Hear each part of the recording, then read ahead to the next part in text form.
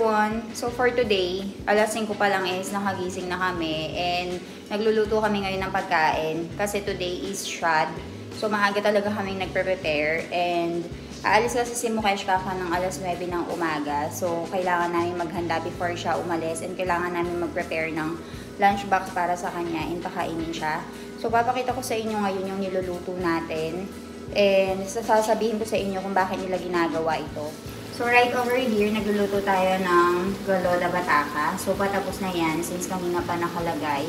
And dito naman is our dal. Mommy, good morning. Good morning. So ayan, and right over here, mayroon na tayong puri. And ito kasi yung medyo matagal gawin guys kasi kailangan natin siyang isa-isahin pagkatapos ipiprito natin. Pero since dahil 11 o'clock pa lang yung lunch natin to 12. So kailangan natin na i-serve ito ng mainit. And dito guys, luto na rin yung ating kanin. So, dalawang kanin na niluto natin. Yung charad nga dito guys is parang death anniversary celebration. Kaya naman nagluluto kami para sa mga pamilya din ni Janu, which is yung sa mother-in-law and father-in-law niya.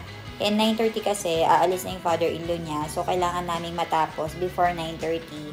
Kaya 5 o'clock pa lang, nakagising na kami, nagluluto na. Mabuti na lang talaga, maraming bunga yung galoda namin sa likod ng bahay. So, yung mga inipon naming naggaloda, yun na lang yung niluto namin, nakatipid pa kami. Pagkatapos, gumawa din kami nitong dal. And itong dal na to, na parang soup, madalas nilang kinakain, kasama yung kanin. And bilang last process nga ng pagluluto nito, kailangan natin magpainit nitong oil. Pagkatapos, maglalagay tayo ng dried chili. And maglalagay tayo nitong rye na tinatawag nila. Meron siya nilagay na chili. Dried chili. So, kailangan mo lang nahintayin hanggang pumutok-putok yung rye na yan. And we'll be putting it there. That's a combination of cream, chili powder. Dahil mo kung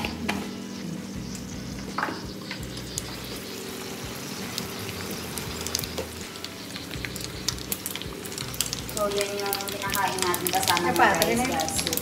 Pwede na yung parabal ko.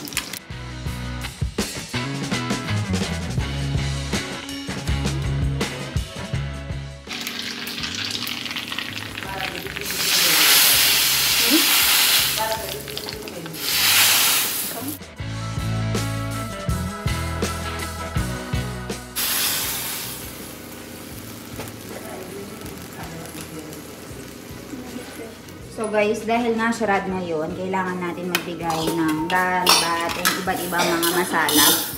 Kung ano yan, paano, mommy? Bowman. So hindi ko sure kung ano yung bowman. So sasabihin ko sa inyo mamaya once na na-confirm ko kay Milan. Pero yung charad kasi guys, mommy, charad pa para karwano? Oo. So ginagawa natin yung charad guys. Dahil meron nga sa mga pumanaw na. याद कराओ जो એટલે याद करा છે એટલે યાદ કરાવજો એટલે okay તું હાલ જો અમારું પછી So ayan meron tayong rice dito, meron tayong dal. So ginagawa daw yung shrat, parang sa atin guys, parang anniversary sa atin ng pagkamatay nila. Pero dito pare-pareho halos yung anniversary, hindi siya per date, hindi siya per month kung kailan talaga sila pumanaw. Pero, yung dito guys, is per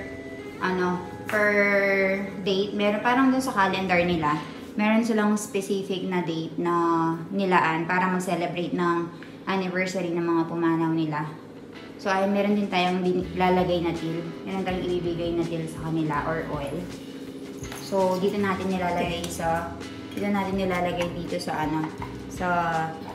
sa plato. Tapos, dadalhin natin yan maya-maya. Ang susunod naman guys is itong ghee.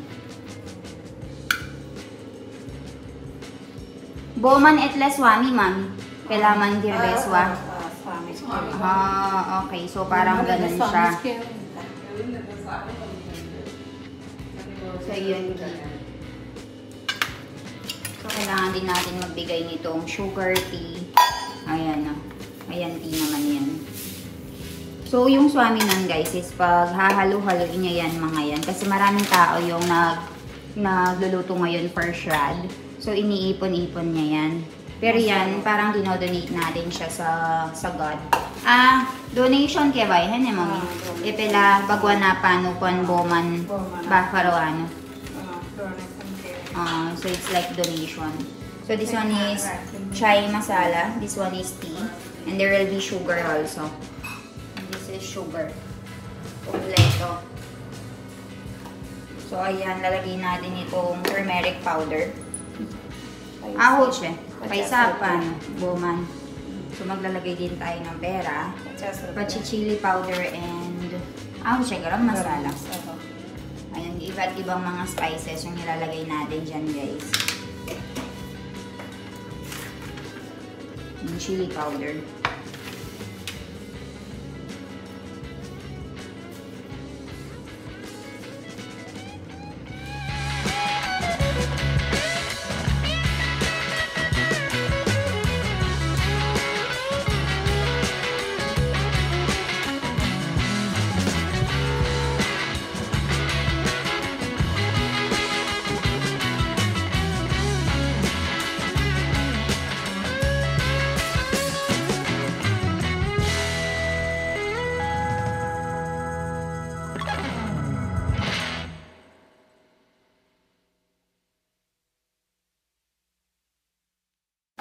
So, ayan guys, gagawa na tayo ng puri. So, habang si Mami busy sa pagbibilog ng mga ganito, ako naman is yung magluluto. So, nagluto kasi kami ng samosa, so mayroong natira, pero susunod na natin is yung puri.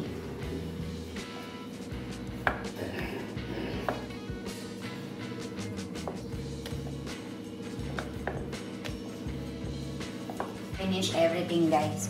Tatapusin natin ito dahil marami tayong papakainin ngayon. So, ayan guys, nagluluto na tayo ng mga puri. So, ito yung mga puri na niluluto natin. And tignan nyo yung natapos natin. Napakarami na. Joy lang, mami. Patay lang. Ayan guys. So, hindi pa yan tapos dahil marami pa tayong ginagawa. And marami pa tayong lulutuin. And then afterwards, pagkatapos natin maluto yung lahat ng mga pagkain, papakainin natin yung dog, yung bird, buffalo, ano video? Guy, kutru, Pagwas. Charo. So, ayan guys. Magluluto muna kami and papakita ko sa inyo yung mga haganapan sa araw na ito. Doing the papri guys. Papod. Ayan. So, ako nag-aano ako ng puri ngayon. We are currently preparing kasi aalis na si Mukesh Kaka para makakain na siya.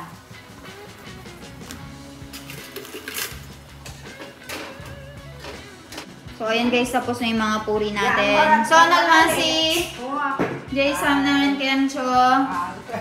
So, ayan guys, ibibigay na natin itong Mami Batawan na. Kamban kar dito.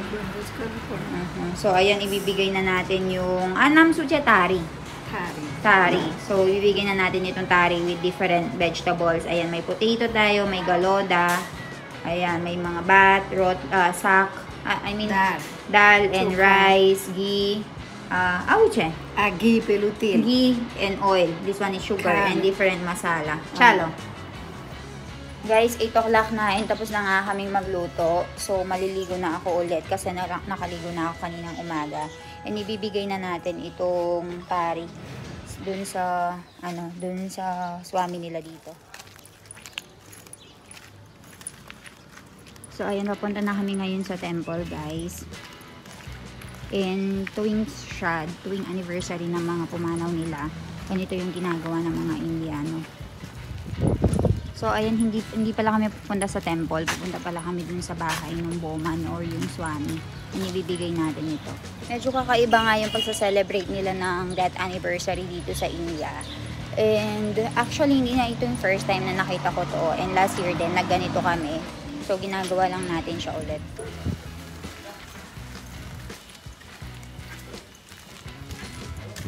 Kaya?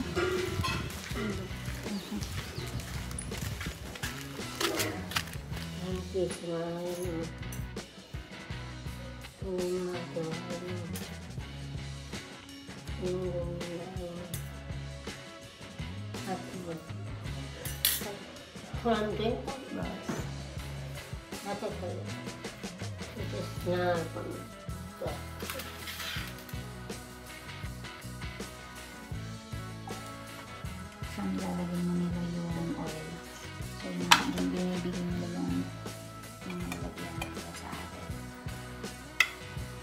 रोजच्या ना मसाला बी बेबू असा हम्म. पडे का बेगाचे ते काय Kuti lang.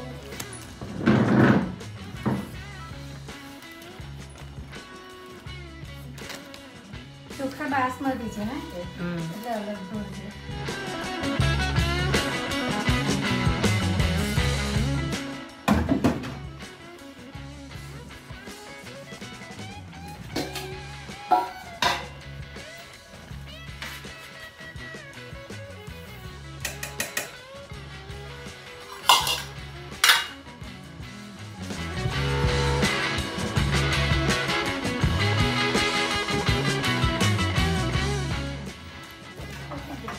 Ha, sana.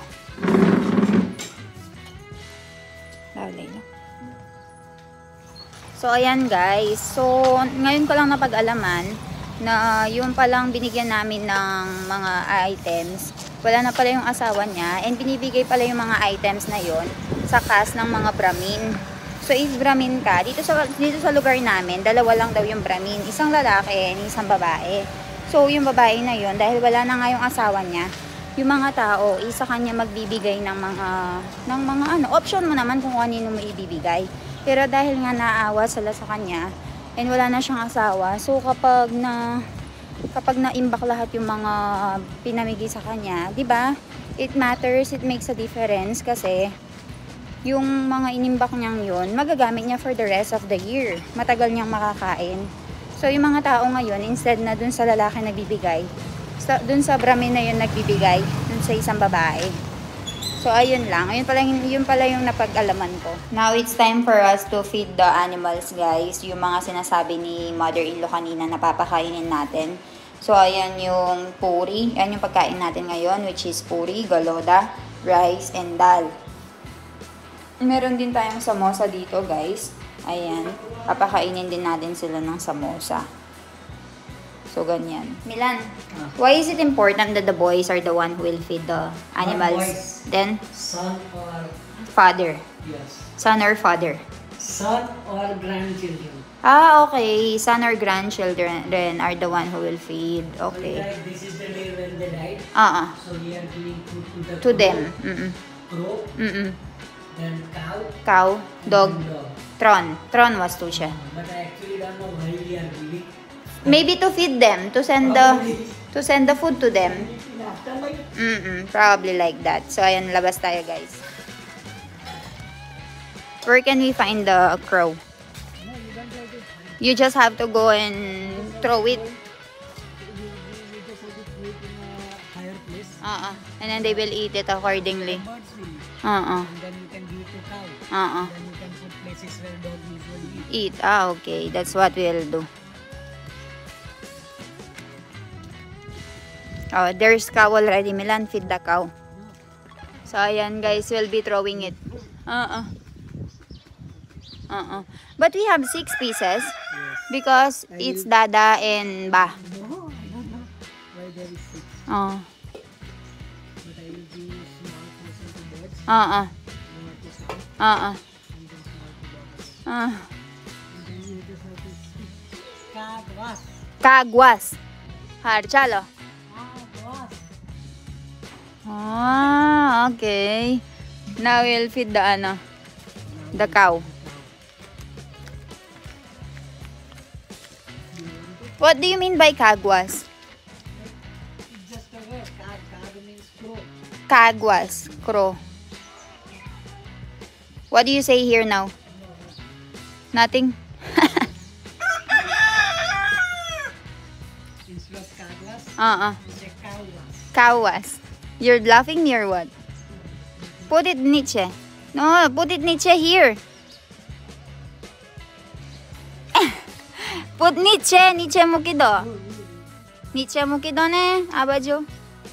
Jo. Eu karo ano.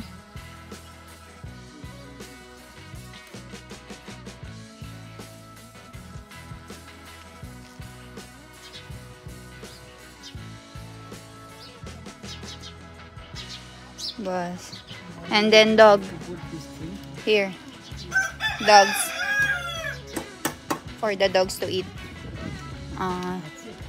So that's it guys. We are done with Shrad.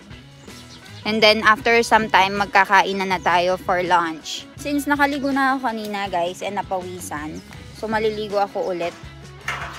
Tapos na. Officially 9 o'clock, natapos na rin yung pagluluto natin and yung mga seremonyas. So nagpunta na kami dun sa Brahmin. Nagbigay na kami ng pagkain niya. Tapos nagawa na natin yung pagpapakain sa mga animals. So free na tayo. So, ayun, maliligo lang ako. And then, balitaan ko kayo sa mga susunod na pangyayari pa. Dami masi sugar, Ocho. Samosa banay. So, ayan guys, nagluluto ng samosa si Dami Masi. Kan bawa siya. Ha. Apre? Kan samosa bawa siya. Ha, bawet siya na. Apa kita kerja aja? Samosa siya na, cheese con keway, Dami Masi. May ane, jigo didi kale banay dido. Kono ba na pwede ta? Mango banay dido. Bachi may ane, jano, jigo didi. Banay dito. Bari dito. Bari dito. So, ayan guys, they're already making the samosa and frying it. So, pinapaano muna natin yung isang side and then afterwards, i-flip ni Dami Masi. Kay lido tame? Chaki lido? Bagi siya. Radyo na yung chay ko. Masta che, Jordan che. Chalo. And right over here guys, yung mga kasama natin, ayan, kumakain sila. Chalo.